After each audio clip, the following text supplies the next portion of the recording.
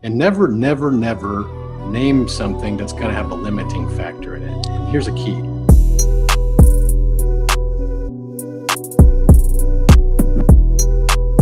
From the branding side, let's go into the branding, because I think that's really important.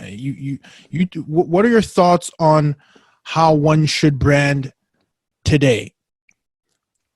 Are you talking about personal brand or? No, I'm talking about like incorporating a brand in a business, because I think we're starting to see that a lot more. And because it sounds like you have a very niched community that's pretty much like this. And is that something that you would do? I guess to better ask the question, is that something you would do up front in the beginning, or is that something where you gather data, and then you kind of say, all right, I get it now. Let's just niche down and build a brand later, beginning or a little after? I build a brand before I launch it, and there's a process. There's definitely a process with a brand. A lot of people get this wrong, so it's a very important topic. I think about the people I want to impact, first of all, when I'm building a brand.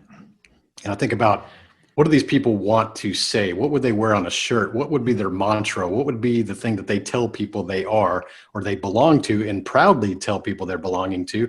So for example, my business, 365 Driven, I could literally walk up to anybody, random person, and go, hey man, are you 365 driven? And they would know what I mean. They'd be like, days of the year and driven. Yeah, I guess, yeah, I am. And why would you say you're not? First of all, you'd be like, no, I'm not driven every day. I'm kind of a lazy ass. Like, so it's a mantra. I love it, by the way.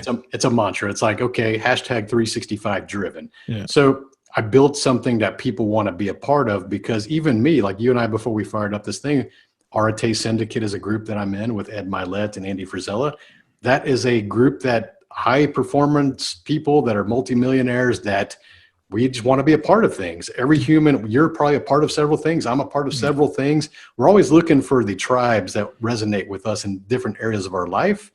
So if I can build something that creates a movement or some kind of a tribe, that's my superpower. I build massive communities. That's what I do. So I have got that experience. I've been able to duplicate that a few times. So I wanted to build one instead of cars. I wanted to build one for entrepreneurs.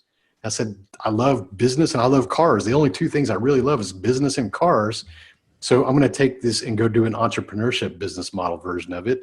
But in order to do that, I had to be able to be more vocal, be more on social media. Like we talked about, being very uncomfortable doing these kind of things, getting on stage, getting on podcasts, getting a book out there. I had to be able to amplify my message across thousands of people, because one-on-one will only get you so far. So that's what I did, is I wrote the book and I said, okay, man, I'm branding the book. It's on the back. It says 365 Driven. Even if you look at the book cover, I want to show you, you probably didn't even catch this. Look at the little dollar, the number of dollar on there, the ID number. You see the dollar? Yeah. What does it say? Oh, driven. That's 365 badass. Driven. See? That's badass. So it's embedded branding right there on the front cover. That's awesome. And so I'm very good at with branding, and I think about that. And I said, okay, I've got the mantra, and the domain name has to be available too, but like, don't go running down the road and before trademarks, and you need to make sure that all the stuff is available before you go down the road. So come up with the unique ideas, figure out which ones are going to be the mantra keywords, and never, never, never name something that's going to have a limiting factor in it. And here's a key. A limiting factor would have been calling this Tony Whatley. A limiting factor would have been calling this 365 Driven small business owners. See, these are all limiting factors that are not necessary.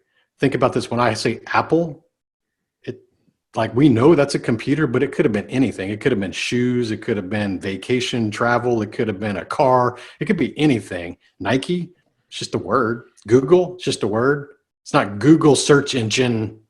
Yeah. Google search engine based in California. Like, it's so, like, I hate when people use like area names, like Houston Tire. It's like, well, do you just want to have business in tire? Yeah, because if I'm in Seattle, like, why the hell would I want to buy something from Houston Tire? So it's not necessary. So don't use regionalized names. Don't use your personal names, because you can't sell yourself. You can't pass the torch because the brand is you. That also tells me a lot about ego. When you name it after yourself, that's ego. It's pure ego. I want to be famous. I want people to know my name. Well, you know what? Everybody knows Elon Musk, and that's not the name of his company.